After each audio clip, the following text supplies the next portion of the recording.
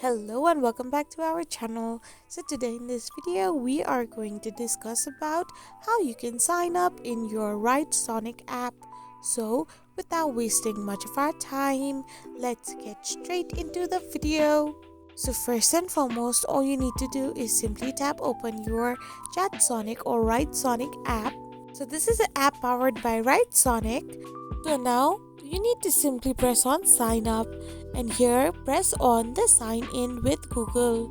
So once you do this, you need to select an account to sign up or create your account here.